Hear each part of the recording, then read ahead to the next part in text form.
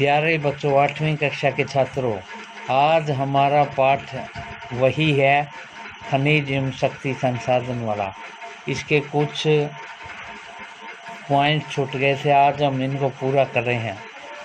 जल विद्युत यानी पानी में बिजली। बांधों में वर्षा जल अथवा नदी जल ऊंचाई से गिरने के लिए संग्रहित किया जाता है। बांध के अंदर से पाइप के द्वारा बहता जल बांध के नीचे स्थित टर्बाइनों को ऊपर से गिरता है और उसे घुमाते हुए ब्लेड जनरेटर को विद्युत के लिए घुमाते हैं। यह जल विद्युत कहलाती है। विद्युत उत्पन्न करने के लिए जो जल बहता है उसका उपयोग कृषि में किया जाता है। विश्व की ऊर्जा का 1/4 हिस्सा जल विद्युत से उत्पन्न होता है। विश्व में जल विद्युत के अग्रणी उत्पादक देश हैं पराग्वे, नॉर्वे, ब्राज़ील और चीन। भारत में कुछ महत्वपूर्ण जल विद्युत केंद्र भाखड़ा, नंगल, गांधी सागर, नागार्जुन और दामोदर नदी घाटी परियोजनाएं हैं। ऊर्जा के गैर परंपरागत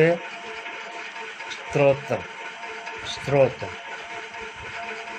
जीवाश्मी ईंधनों के बढ़ने के उपयोग से ऊर्जा के गैर परंपरागत स्रोतों का अभाव उत्पन्न हो रहा है।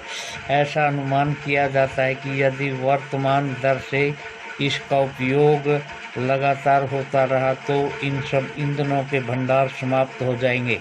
इसके अतिरिक्त इसका उपयोग पर्यावरण प्रदूषण भी पैदा करता है। इसलिए गैर परंपरागत स्रोत जैसे सौर ऊर्जा, पवन ऊर्जा, ज्वारीय ऊर्जा जो कि नवीनीकरण है के उपयोग की आवश्यकता है। सौर ऊर्जा सूर्य के प्रकाश से प्राप्त होती है। सूर्य की ऊष्मा एवं प्रकाश ऊर्जा द्वारा हम प्रतिदिन अनुभव किया जा सकता है कि सूर्य से प्राप्त सौर ऊर्जा सौर सेलों में विद्युत उत्पन्न करने के लिए प्रयोग की जा सकती है। इनमें से कई सेलों को सौर पैनलों से तापन व प्रकाश के लिए शक्ति उत्पन्न करने के लिए जोड़ा गया है। धूप की प्रचुरता वाले उष्णकटिबंधीय देशों के लिए सौर ऊर्जा के उपयोग की प्रौद्योगिकी बहुत लाभदायक है।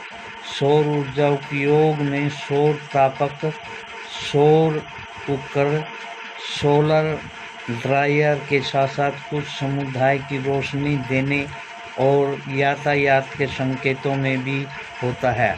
पवन ऊर्जा एक अक्षय स्रोत है, कभी न खत्म होने वाली। पवन चक्कियों का उपयोग अनाजों को पीसने और जल निकालने के लिए चिरकाल से चला आ रहा है। वर्तमान पवन चक्कियों में तीव्र गति से चलती हवाएं पवन चक्की को घुमाती हैं, जो विद्युत उत्पन्न करने के लिए जनरेटर से जुड़ी होती हैं। पवन चक्कियों के समूह से युक्त पवन फार्म तटीय क्षेत्रों और पर्वतीय घाटियों में जहां प्रबल लगातार हवाएं चल